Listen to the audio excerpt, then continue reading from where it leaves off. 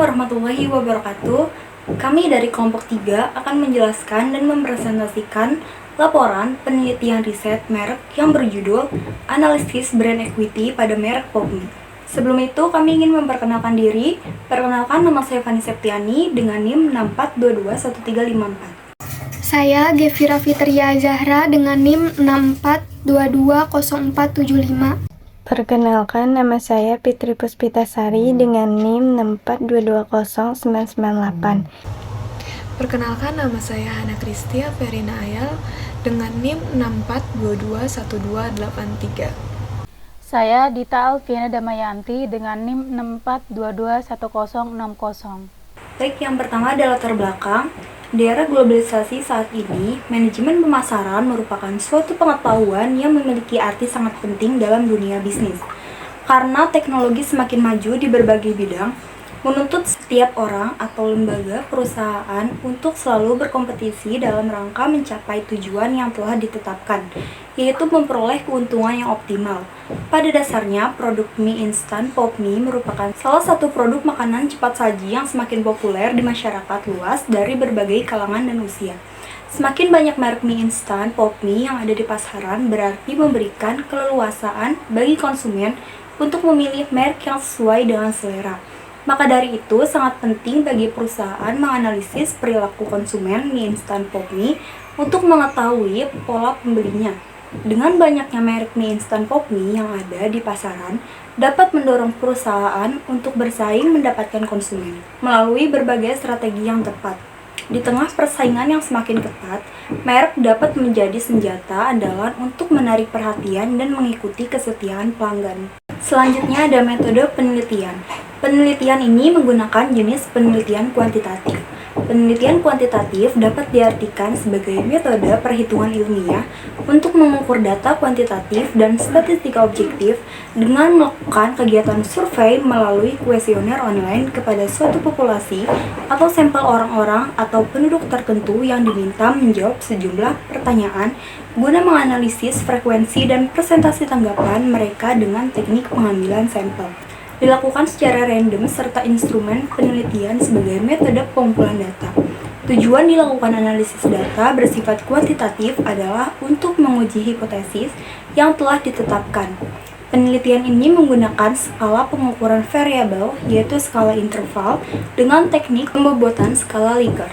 Metode pengambilan sampel dengan menggunakan non-probability sampling dan purposive sampling sebagai teknik penentuan sampel. Penentuan jumlah sampel menggunakan rumus Renault population sehingga diperoleh sampel responden dengan kriteria pernah membeli dan mengkonsumsi produk Popmi sebanyak 30 orang. Selanjutnya di sini ada metode pengumpulan data. Metode pengumpulan data adalah teknik atau cara yang dilakukan oleh peneliti untuk mengumpulkan data. Pengumpulan data dilakukan untuk memperoleh informasi yang dibutuhkan dalam rangka mencapai tujuan penelitian. Teknik pengumpulan data yang akan dilakukan dalam penelitian ini adalah yang pertama kuesioner. Kuesioner merupakan teknik pengumpulan data yang dilakukan dengan cara memberikan seperangkat pertanyaan atau pernyataan tertulis kepada responden untuk dijawab. Tujuan penyebaran kuesioner adalah untuk mencari informasi yang lengkap. Yang kedua, data kuantitatif. Data kuantitatif sendiri merupakan data yang dapat diukur secara numerik. Tujuan dari teknik pengumpulan data kuantitatif adalah untuk menguji hipotesis, mengukur variabel, dan menganalisis hubungan antar variabel. Metode analisis data. Metode analisis data adalah tahapan dari proses penelitian di mana data-data yang telah dikumpulkan akan dilakukan proses analisis untuk menjawab permasalahan penelitian. Metode analisis data dapat diartikan sebagai prosedur untuk melakukan analisis data yang mencakup pengumpulan, penyusunan, penyajian, dan interpretasi data. Pemilihan metode analisis data yang tepat harus disesuaikan dengan jenis data yang dikumpulkan, tujuan penelitian, dan permasalahan yang ingin dijawab. Selanjutnya ada pengertian merek. Menurut Kotler dan Keller 2016, merek adalah seperangkat aset dan liabilitas yang terkait dengan nama, simbol atau desain yang dimaksudkan untuk mengidentifikasi produk atau jasa dari suatu penjual atau kelompok penjual dan untuk membedakannya dari produk atau jasa pesaing. Peranan dan kegunaan merek. Menurut Kotler dan Keller 2012, Merek memiliki peran penting dalam pemasaran karena dapat memberikan sejumlah manfaat bagi perusahaan, termasuk yang pertama meningkatkan persepsi dari kinerja produk, yang kedua menciptakan loyalitas konsumen yang lebih baik, yang ketiga mengurangi kerentanan terhadap program pemasaran yang kompetitif. Selanjutnya di sini ada strategi merek. Menurut Kotler dan Keller 2016, strategi merek adalah rencana untuk menciptakan, memelihara, dan meningkatkan nilai merek. Strategi merek ini mencakup keputusan tentang nama merek, citra merek, dan posisi merek. Kotler dan Keller 2016 mengidentifikasi 4 strategi merek utama, yaitu yang pertama strategi merek tunggal, single branding, yang kedua strategi merek keluarga, family branding, yang ketiga strategi merek individu, individual branding, yang terakhir ada strategi merek gabungan, VO branding. Elemen-elemen ekuitas merek terdiri dari brand awareness, association, perceived quality, dan brand loyalty. Brand awareness yaitu kemampuan dari calon konsumen dalam mengenali atau mengingat kembali suatu merek yang merupakan bagian dari kategori produk tertentu. Selanjutnya ada brand association, yaitu segala hal yang berhubungan dengan ingatan tentang suatu merek tersebut. 3. Ada brand perceived quality, yaitu pandangan dari konsumen terhadap keseluruhan kualitas atau keunggulan suatu produk barang atau jasa layanan yang sama dengan yang diharapkannya. Yang terakhir ada brand loyalty, yaitu komitmen kuat konsumen untuk melakukan pembelian berulang suatu produk di masa yang akan datang. Peran brand equity, ekuitas merek mengacu pada nilai yang ditambahkan merek pada suatu produk atau layanan. Ini pada dasarnya adalah aset tidak berwujud yang terkait dengan suatu merek, seperti nama logo, reputasi, dan loyalitas pelanggan. Berikut adalah beberapa peran kunci ekuitas merek. Yang pertama, peningkatan penjualan dan profitabilitas. Ekuitas merek yang kuat dapat meningkatkan penjualan dan profitabilitas. Hal ini dikarenakan konsumen lebih cenderung membeli produk dan layanan dari merek yang mereka percayai dan kagumi. Yang kedua, loyalitas pelanggan yang tinggi. Ekuitas merek yang kuat dapat menghasilkan loyalitas pelanggan yang lebih tinggi. Hal ini karena konsumen lebih cenderung membeli kembali produk dan layanan dari merek yang mereka percayai. Yang ketiga, penetapan harga premium. Ekuitas merek yang kuat memungkinkan perusahaan menetapkan harga premium untuk produk dan layanannya. Hal ini karena konsumen bersedia membayar lebih untuk produk dan layanan dari merek yang mereka percayai dan kagumi. Selanjutnya yang keempat itu mengurangi biaya pemasaran. Ekuitas merek yang kuat dapat membantu perusahaan mengurangi biaya pemasarannya, dikarenakan konsumen sudah mengenal merek beserta produk dan layanannya. Lalu yang terakhir, meningkatkan semangat kerja karyawan. Ekuitas merek yang kuat dapat membantu meningkatkan semangat kerja karyawan, dikarenakan karyawan bangga bekerja di perusahaan yang memiliki reputasi yang baik. Profil perusahaan. PT Indofood Sukses Makmur adalah sebuah perusahaan total food solution dengan kegiatan operasional yang mencakup seluruh tahapan proses produksi makanan, mulai dari produksi dan pengolahan bahan baku hingga menjadi produk akhir yang tersedia di rak para pedagang eceran. Kini Indofood dikenal sebagai sebuah perusahaan yang mapan dan terkemuka di setiap kategori bisnisnya. Produk perusahaan yang diteliti. Popmie adalah merek produk mie instan kemasan cup dari Indonesia yang diperkenalkan pada tahun 1987 di Indonesia. Meskipun awalnya dikonsepkan sebagai sub-brand dari Indomie, Popmie kini sudah menjadi merek terpisah yang memiliki varian berbeda dari Indomie. Metode populasi dan sampling. Populasi dalam penelitian merupakan wilayah yang ingin diteliti oleh peneliti. Populasi sasaran dalam penelitian ini adalah konsumen yang mengkonsumsi mie instan cup Popmie. Sampel merupakan bagian dari populasi yang ingin diteliti. Menurut Sugiono 2011, sampel adalah bagian dari jumlah dan karakteristik yang dimiliki oleh populasi tertentu, sehingga sampel merupakan bagian dari populasi yang ada. Sehingga untuk pengambilan sampel harus menggunakan cara tertentu yang didasarkan oleh pertimbangan-pertimbangan yang ada. Dalam teknik pengambilan sampel ini, kami menggunakan teknik sampling purposive. Menurut Sugiono tahun 2011 menjelaskan bahwa sampling purposive adalah teknik penentuan sampel dengan pertimbangan tertentu. Dari pengertian di atas, agar memudahkan penelitian, penulis menetapkan sifat-sifat dan karakteristik yang digunakan dalam penelitian ini. Untuk menentukan ukuran sampel, digunakan rumus N sama dengan N per 1 ditambah N E pangkat 2 dan didapatkan hasil 27,9, lalu kita bulatkan menjadi 28. Lalu untuk tingkat signifikasi untuk pengujiannya, kami menggunakan 5%. DF sama dengan N dikurangi 2, yaitu 30 dikurangi 2, yaitu 28. Lalu diambil dari yang tabel di 5%, yaitu 0,3610. Profil responden. Dari hasil pengolahan kuesioner diperoleh profil responden yang menjadi sampel dalam penelitian ini. 1. Jenis kelamin. Adapun jenis kelamin responden terdiri dari 2, yaitu laki-laki dan perempuan. Setelah kuesioner disebarkan kepada 30 orang responden, maka dilakukan identifikasi terhadap responden yang menjadi sampel sebagai berikut. Dapat dilihat pada tabel berikut bahwa berdasarkan jenis kelamin, maka responden didominasi oleh perempuan 24 orang atau 80%, sedangkan laki-laki 6 orang atau 20%.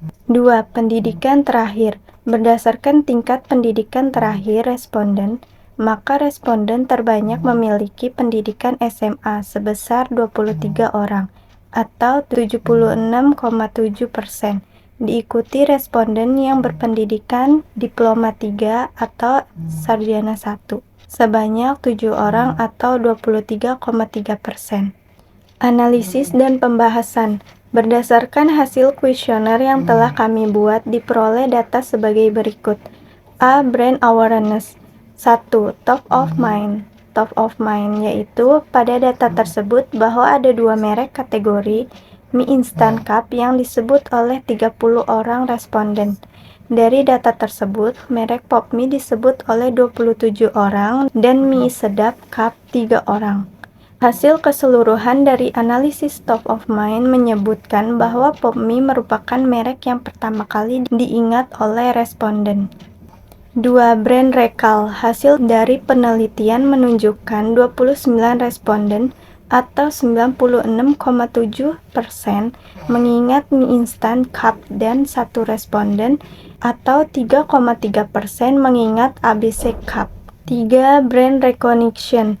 Bahwa 30 orang responden atau 100% mengenali dan menyebutkan nama merek dengan mengingatkannya melalui packing pop mie yang telah di-blur atau disensor. B. Brand association. Pada pertanyaan ke-1, responden yang menjawab ya yaitu 29 orang atau 96,7% bahwa pop mie dapat dibawa saat berpergian. Sedangkan responden yang menjawab tidak yaitu 1 orang atau 3,3% bahwa pop mie tidak dapat dibawa saat berpergian. Pertanyaan kedua, responden yang menjawab ya, yaitu 29 orang atau 96,7% bahwa merek pop mie lebih terkenal. Sedangkan yang menjawab tidak, yaitu 1 orang atau 3,3% bahwa pop mie kurang terkenal. Pertanyaan ketiga, responden yang menjawab ya, yaitu 30 orang atau 100% mengetahui bahwa pop mie memiliki cita rasa yang khas. Pertanyaan keempat, responden yang menjawab ya, yaitu 30 orang atau 100% mengetahui bahwa pop mie mudah didapatkan di toko terdekat. Pertanyaan kelima, responden yang menjawab ya, yaitu 30 orang atau 100% mengetahui bahwa POPMI memiliki citra produk yang baik. Selanjutnya, uji validitas atau reliabilitas. Brand Association. Di sini kami menguji pertanyaan pada Brand Association agar mengetahui bahwa pertanyaan kami itu valid atau tidak. Ini adalah hasil pengujian pertanyaan pada Brand Association kami bahwa semua pertanyaan kami valid. C. Brand Perceived Quality. Pada pertanyaan ke-1, responden yang menjawab sangat mahal yaitu 0 orang atau 0%. Yang menjawab mahal yaitu 2 orang atau 6,7%. Dan yang menjawab murah yaitu 27 orang atau 90%. Sedangkan yang menjawab sangat murah yaitu 1 orang atau 3,3%. Berdasarkan hasil tadi, kebanyakan masyarakat mengetahui bahwa harga POPMI murah bagi mereka. Pertanyaan kedua, responden yang menjawab sangat berbeda yaitu 2 orang atau 6,7%. Yang menjawab berbeda 16 orang atau 53,3%. Dan yang menjawab netral yaitu 12 orang atau 40%. Sedangkan yang menjawab tidak sama sekali 0 orang atau 0%. Berdasarkan hasil tadi, kebanyakan masyarakat mengetahui bahwa POPMI memiliki cita rasa yang berbeda. Pertanyaan ketiga, responden yang menjawab mengenyangkan yaitu 16 orang atau 53,3%. Yang menjawab tidak mengenyangkan yaitu 3 orang atau 10%. Dan yang menjawab sangat mengenyangkan yaitu 1 orang atau 3,3%. Sedangkan yang menjawab netral 10 orang atau 33,3%. Berdasarkan hasil tadi, kebanyakan masyarakat mengetahui bahwa POPMI dapat mengenyangkan. Pertanyaan keempat, responden yang menjawab jelek yaitu 1 orang atau 3,3%. Yang menjawab sangat jelek yaitu 0 orang atau 0%. Dan yang menjawab baik yaitu 25 orang atau 83,3%. Sedangkan yang menjawab sangat baik yaitu 4 orang atau 13,3%. Berdasarkan hasil tadi, kebanyakan masyarakat mengetahui bahwa POPMI memiliki desain kemasan yang baik. Pertanyaan kelima, responden yang menjawab sangat mudah yaitu 18 orang atau 60%. Yang menjawab mudah yaitu 12 orang atau 40%. Dan yang menjawab tidak mudah 0 orang atau 0%. Sedangkan yang menjawab sangat tidak mudah yaitu 0 orang atau 0%. Berdasarkan hasil tadi, kebanyakan masyarakat mengetahui bahwa penyajian POPMI sangat mudah dilakukan. Selanjutnya, uji validitas dan reliabilitas brand perceived quality, informance, dan performance. Di sini kami menguji pertanyaan pada brand perceived quality, informance, dan performance agar mengetahui apakah pertanyaan kami itu valid atau tidak. Ini adalah hasil pengujian pertanyaan pada brand perceived quality, informance, dan performance kami bahwa semua pertanyaan kami valid. Kemudian yang pembahasan kita selanjutnya yaitu mengenai analisis dan pembahasan pada brand perceived quality. Yang terdapat skala pengukuran yang dibagi menjadi 2 yaitu untuk importance yang memiliki bobot pada masing-masingnya yaitu nilai yang pertama sangat tidak penting, nilai kedua tidak penting, nilai ketiga penting, dan nilai keempat sangat penting. Kemudian pada poin yang kedua untuk sisi performance yang juga memiliki bobot dan arti pada setiap nilainya masing-masing yaitu 1 sangat mahal, sangat berbeda, tidak mengenyangkan, sangat jelek, sangat tidak mudah, dan yang kedua mahal, berbeda, mengenyangkan, jelek, tidak mudah. Untuk nilai kemudian kita akan membahas lebih lanjut mengenai brand perceived quality atau penilaian yang diberikan oleh konsumen terhadap produk yang sedang kami uji, yaitu produk POPMI. Dengan mengajukan 5 pertanyaan kepada 30 responden mengenai penilaian mereka terhadap POPMI, kami mendapatkan hasil seperti ini dengan pertanyaan yang pertama yaitu mengenai harga pada importance dengan pertanyaan seberapa penting tingkat harga POPMI yang terjangkau menurut Anda. Kemudian hasil terbanyak akan didapatkan pada pilihan penting, yaitu sebanyak 23 orang. Kemudian pada sisi performance dengan pertanyaan, apakah tingkat harga pop mie yang ada di masyarakat terjangkau menurut Anda? Dan hasil terbanyak terdapat pada pilihan murah, yaitu sebanyak 27 orang dari 30 responden.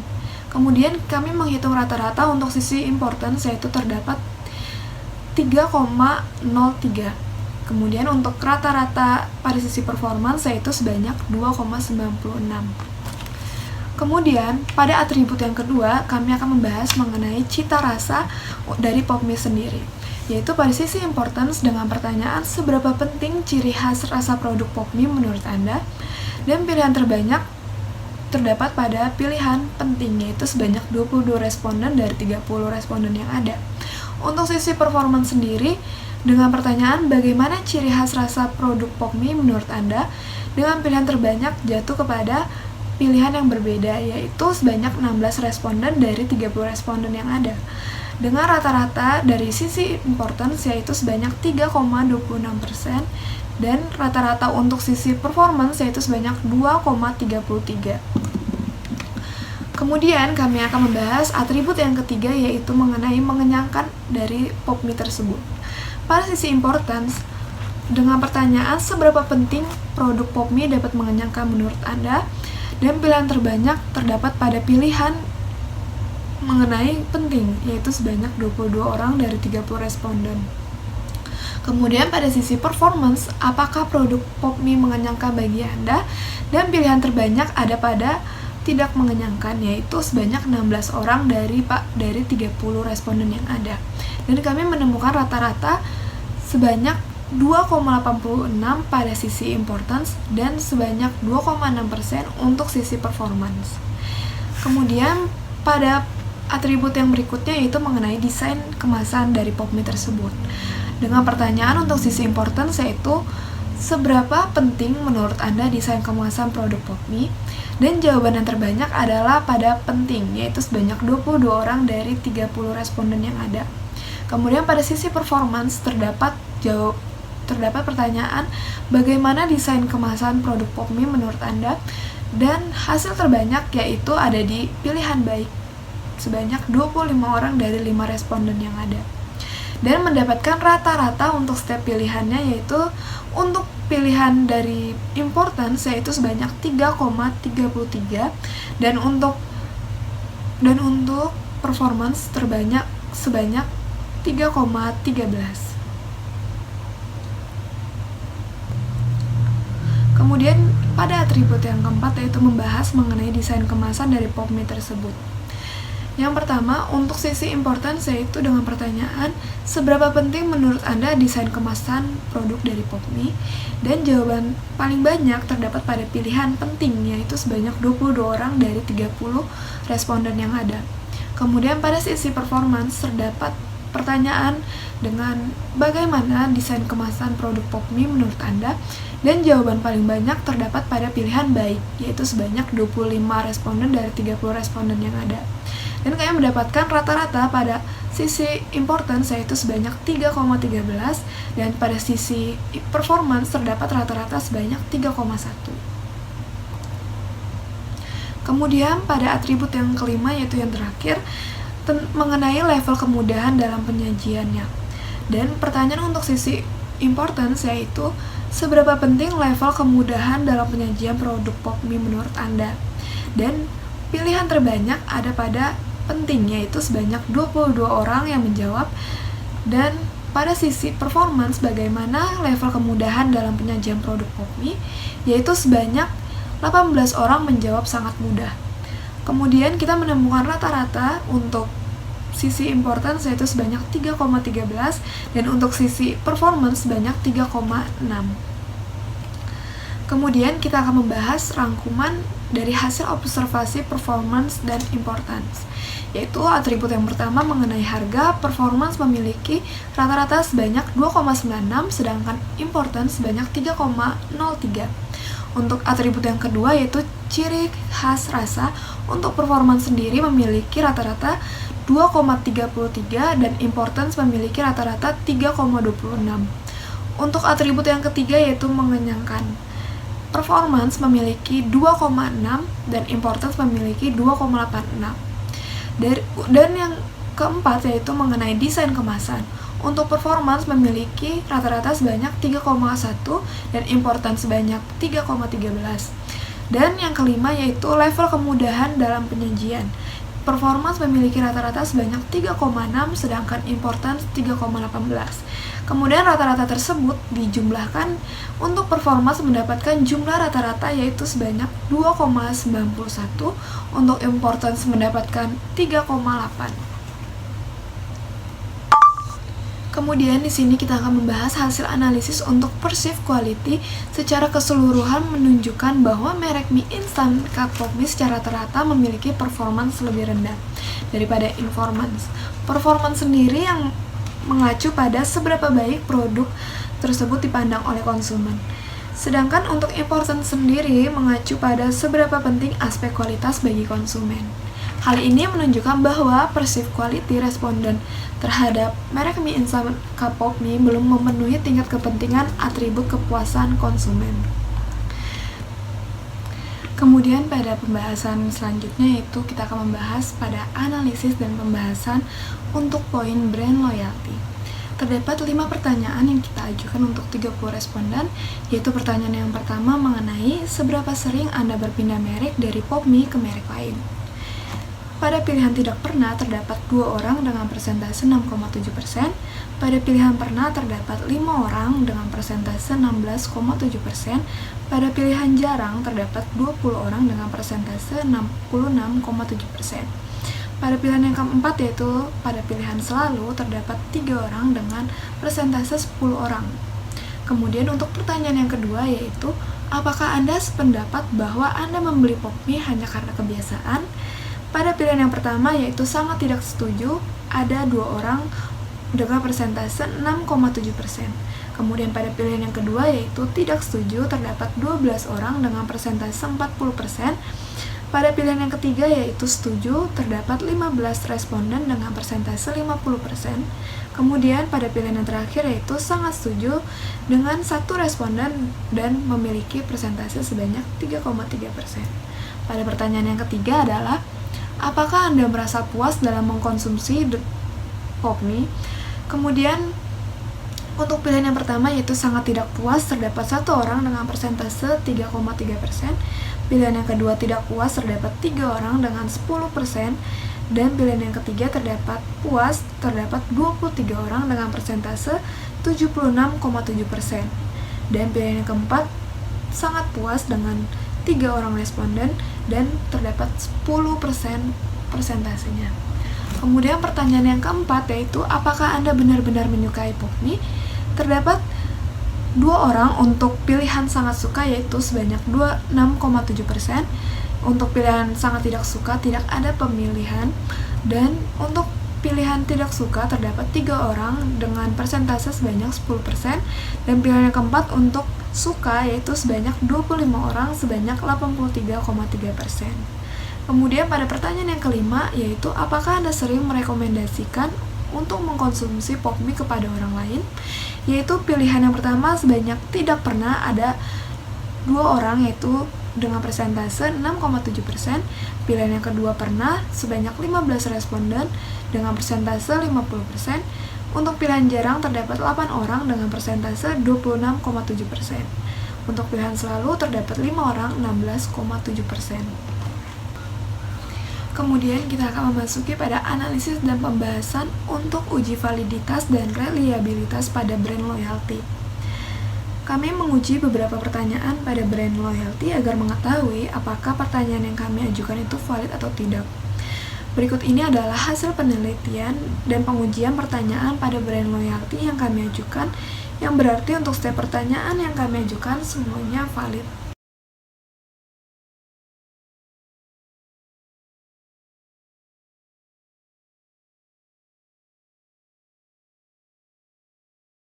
Selanjutnya ada analisis dan pembahasan dari brand loyalty.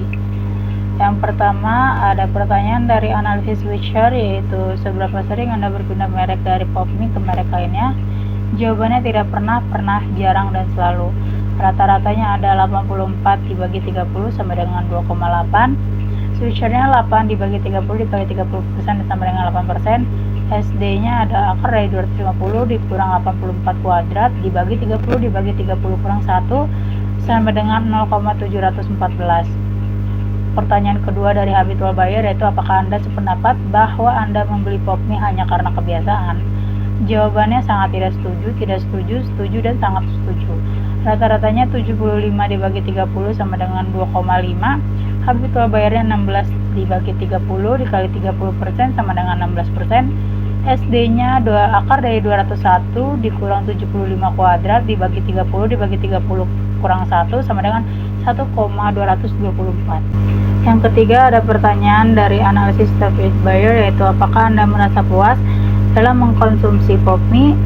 Jawabannya ada sangat tidak puas, puas, dan sangat puas. Rata-ratanya yaitu ada 88 dibagi 30 sama dengan 2,9. David Buyernya ada 26 dibagi 30 dikali 30% sama dengan 26%. SD-nya ada akar dari 268 dikurang 88 kuadrat dibagi 30 dibagi 30 kurang 1 sama dengan 0,583. Yang keempat ada pertanyaan dari Linking the Brand yaitu apakah Anda benar-benar menyukai POPMI? Jawabannya ada sangat suka, sangat tidak suka, dan juga suka. Rata-ratanya ada 111 dibagi 30 sama dengan 3,7. Linking the Brand-nya ada 27 dibagi 30 dikali 30% sama dengan 27%. SD-nya ada akar dari 429 dikurang 111 kuadrat dibagi 30 dibagi 30 kurang 1 sama dengan 0,794. Yang kelima ada pertanyaan dari analisis committed buyer yaitu apakah Anda sering merekomendasikan untuk mengkonsumsi POPMI kepada orang lain atau keluarga Anda? Jawabannya tidak pernah, jarang, dan selalu. Rata-ratanya ada 76 dibagi 30 sama dengan 2,5. Commit bayarnya ada 20 dibagi 30 dikali 30% sama dengan 20%. SD-nya ada akar dari 214 dikurang 76 kuadrat dibagi 30 dibagi 30 kurang 1 sama dengan 0,860. Selanjutnya ada gambar dari piramida loyalitas merek. Yang paling atas ada 20%, 27%, 26%, 16%, dan paling bawah 8%. Dari gambar di atas terlihat bahwa merek mie instan POPMI sudah cukup baik karena bentuk piramida semakin ke atas semakin melebar. Meskipun pada tingkat linking the brand dan committed buyer terlihat mengecil, hal ini merupakan masalah yang harus dipecahkan melalui peningkatan loyalitas merek dengan cara meningkatkan komunikasi informasi mie instan POPMI melalui promosi seperti iklan di televisi dan acara jalan sehat. Cara ini merupakan cara yang tepat untuk menanamkan loyalitas di benak konsumen. Kesimpulan yang pertama, dari hasil perhitungan analisis brand awareness, dapat diketahui bahwa responden memberikan penilaian yang sangat baik terhadap merek mie instan Cup of Mie. Ini terbukti dengan dipilihnya mie instan Cup of Mie pada posisi top of mind.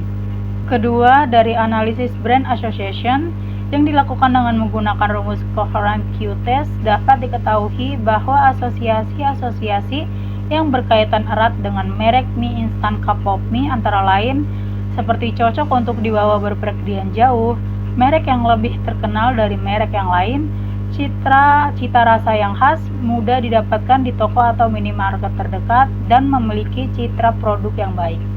Ketiga, purchase quality yang dijadikan pertimbangan masyarakat untuk memilih mengkonsumsi mie instan Cup of Mie adalah dikarenakan harganya, banyaknya varian rasa dari merek POPMI, dan mutu yang baik. Semua aspek tersebut dianggap penting bagi masyarakat sebelum mengambil keputusan pembelian dan mengkonsumsi mie instan Cup of Mie, dan aspek ini telah memberikan kepuasan bagi konsumennya. Tetapi untuk purchase quality desain kemasan pada merek mie instan Cup of Mie masih belum dianggap penting bagi konsumen. Yang keempat, dari analisis untuk brand loyalty dapat diketahui bahwa mie instan Cup of Mie mempunyai konsumen paling banyak pada tingkat staffed buyer, yaitu 26 responden menjawab puas dan sangat puas dalam mengkonsumsi merek instan Cup of Mie. Urutan kedua didominasi pada tingkat linked the brand, yaitu 27 responden menjawab benar-benar menyukai mie instan Cup of Mie. Di urutan ketiga, didominasi pada tingkat committed buyer, yaitu 20 responden menjawab sering dan selalu menyarankan ke orang lain untuk membeli mie instan cup of mie. Dan di urutan keempat, pada tingkat habitual buyer, yaitu 16 responden menjawab setuju dan sangat setuju membeli mie instan cup of mie hanya karena kebiasaan. Sedangkan urutan yang terakhir didominasi oleh switcher, yaitu 8 responden menjawab sering dan selalu berpindah merek karena faktor harga.